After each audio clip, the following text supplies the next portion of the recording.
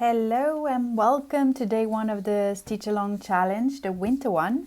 I wanted to first of all welcome you to this very first day. I'm really excited to finally start, and I'm not going to go and chat too much about it. We're going to get stuck in. So, right, today, as it's day one, I'm going to assume that you have your pattern and you've printed it and you've transferred it, that you've got your hoop, you've got your needle, you have your thread. This is what it looks like if you've ordered the kit, and you have scissors. Today the first design is the candle, and we're going to do it in a couple of installments.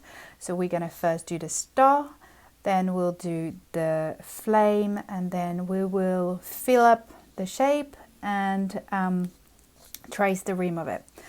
And we're going to start now. So let's get started. We're going to start with the star, which is color reference 3823 if you follow my color scheme.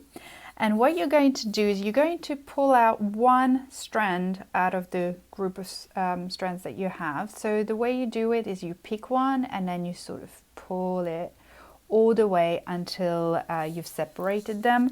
And when you do that, just be very careful that you do not pull too fast, because you could create a knot and there could be trouble. The way we're going to do the star, you could do it two ways. You could do, you can do it many ways, but if you want to follow what I'm suggesting, you can even do a satin stitch. If you don't know what it is, you will find out very soon, because we're going to use it today.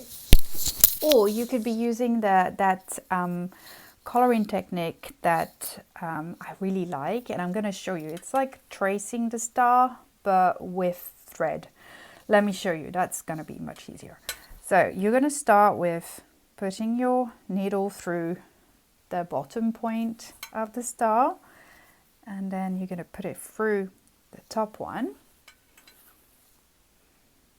Then you're going to come back to the bottom one.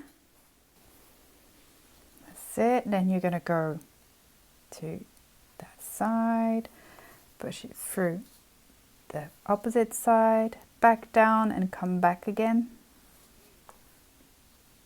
That's it. Then you go down the opposite pointy bit, back up and back down. And then you go back to where you started, but don't go through the exact same bottom hole, just go right next to it. And you're going to trace it again, and you're going to do the same thing to the opposite side, where you don't put it through the original hole, you put it right next to it, almost like really, really tight, close to the previous hole, but not through it. And you're going to start tracing again, doing exactly the same thing.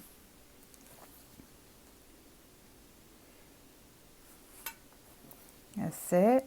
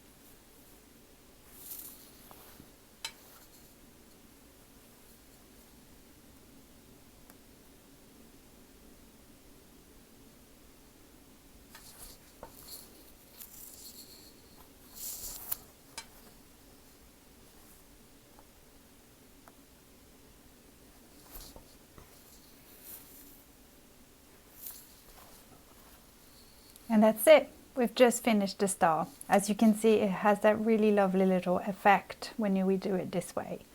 So now we're going to move on and start with the flame.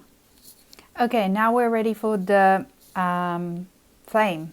The flame is a yellowy color, and the one I'm using is the 3820, which is the DMC reference that I use. Again, if you're using your own color system, anything that takes your fancy, doesn't even have to be yellow, because you might want to be very creative about it. So we're going to do a satin stitch for it. So first of all, I start from the top there, and I'm gonna put my needle through the bottom, and I'm gonna show you two techniques that I use. Well, two techniques that you can see. The one I use the most is not this one, but so you can go up and down, pick up your needle under and then push it back up. That's a technique you will see a lot for any of the stitches.